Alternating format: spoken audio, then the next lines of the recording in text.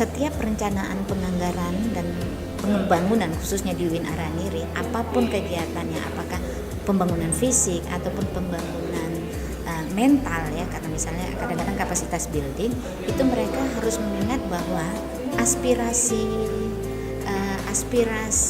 keinginan hasrat perempuan dan akses segalanya itu berbeda, ada perbedaan antara laki dan perempuan dan semuanya itu namanya diakomodir.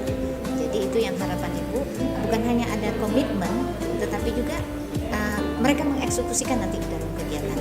Tapi ada banyak yang belum. Buktinya, salah satu buktinya ketika kita ngundang aja itu udah langsung kok kami yang laki kan perempuan. Nah, dari kata-kata gender itu aja udah salah paham. Jadi berbicara tentang responsif gender, mereka hanya mengatakan responsif hanya pada perempuan. Padahal enggak, responsif gender itu sebenarnya erat kaitannya dengan laki dan perempuan. Jadi misalnya tentang katakanlah pembangunan tangga, yang membutuhkan tangga yang tidak terlalu tinggi itu bukan hanya perempuan karena dia harus pakai high heel, tetapi juga orang-orang tua.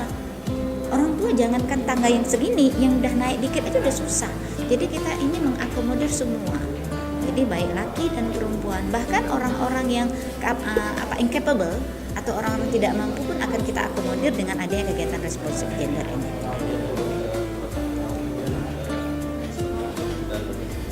Oke, ini sebenarnya rangkaian ada 3 kegiatan. Sebelumnya sudah ada sosialisasi dan itu sudah dilakukan, dan sebelumnya itu dilakukan oleh Ketua PSGA sebelumnya Bu Dr. Inayatillah, dan itu lebih targetnya kepada para pimpinan supaya ketika nanti ada kegiatan kedua mereka tuh aware dan mereka mengirimkan anggotanya.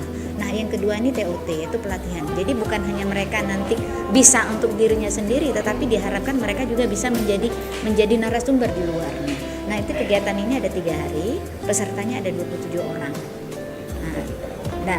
Dari unsur perencanaan yaitu bagian keuangan, dan dari ada unsur dosen. Jadi nanti mereka saling berdampingan dan saling menjadi mitra kerjasama. Dan nanti setelah ini akan ada program berikutnya yang mungkin tidak dalam tempat tertentu, tetapi lebih kepada pendampingan, dan itu lebih kepada dokumen-dokumen dan dalam bentuk kegiatan, yaitu eksekusinya. Saya berharap bahwa ini sukses, dan terus terang ini kegiatan pertama saya. Jadi ya saya mohon dukungan kerjasama semua pihak. Dan satu lagi bicara tentang gender, dan ini persoalan besar. Jadi persoalan besar yang saya tidak mampu melakukannya sendiri. Saya berharap semua pihak bekerja sama untuk membantu saya untuk menyelesaikan persoalan yang terjadi pada gender dan anak itu sendiri. Demikian dari saya.